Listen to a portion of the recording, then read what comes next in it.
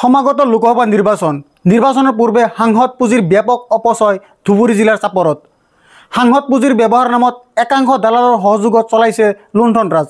আকৌ জনাব ওলাইছোঁ অল আছাম নিউজ 30 দৰ্শকসকলক, সমাগত লোকসভা নিৰ্বাচনৰ পূৰ্বে সাংসদ পুঁজিৰ ব্যাপক অপচয় ধুবুৰী জিলাৰ চাপৰত। সাংসদ পুঁজিৰ ব্যৱহাৰ নামত একাংশ দালালৰ সহযোগত চলাইছে লুণ্ঠন-ৰাজ।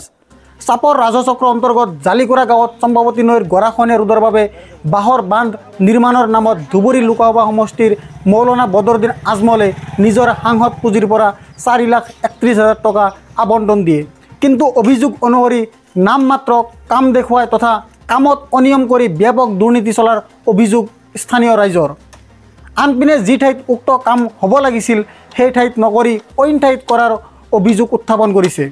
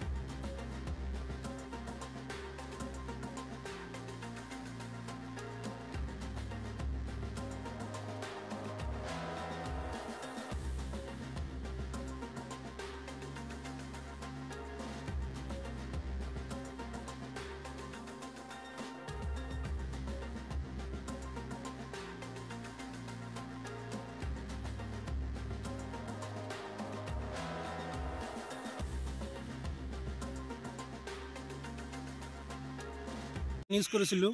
নিউজ কৰাৰ পাছত আমাৰ বদৰুদ্দিন চাহাবৰ দৃষ্টি আকৰ্ষণ হোৱাৰ পাছত MLA ছাৰক পঠাই দিলে আমাৰ জালিগুৰাত পঠাই দিয়াৰ পাছত MLA ছাৰ আহি ক'ল যে এতিয়া কি কৰা যায়, যিহেতু আমাৰ চৰকাৰী ফাণ্ড নাই, আমি বেলেগ দলৰ MLA আৰু ব্যক্তিগত ফাণ্ডতে কিবা একটা দিম।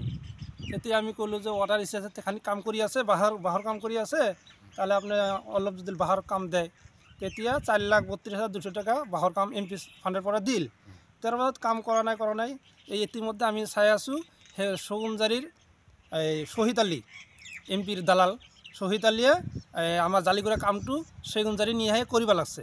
ওই জন্য আমি আমাৰ MPক কৈ আছোঁ যে আপুনি তদন্ত কৰি চাওক ক'ত কাম কৰিব লাগে, ক'ত আপুনি কাম দিছে, তাতে কামখিনি আমাৰ হ'ব লাগে। কামখিনি কি নিম্নমানৰ হৈ আছে? এই নিম্নমানৰ মানে আমাৰ ৱাটাৰ ৰিচাৰ্জতে কাম কৰিছে, আগতো কৰিছে, মেচিন দি কৰি আছিল, বৰিং কৰি ইমি কৰি আছে, হাতে দি কৰি আছে, কিন্তু একো নিম্নমানৰ কাম কৰি আছে। গতিকে আমি আমাৰ জালিগুৰাৰ কাম, আৰু যিহেতু জালিগুৰা আমাৰ গৰাখহনীয়া জালিগুৰাত হৈ আছে, ইয়াতেতো বান আছে, পাথৰৰ বান আছে, গতিকে বাঁহৰ কামটো জালিগুৰাত হ'ব লাগে, নতুন জালিগুৰাত হ'ব লাগে, এইখিনি আমাৰ কথা।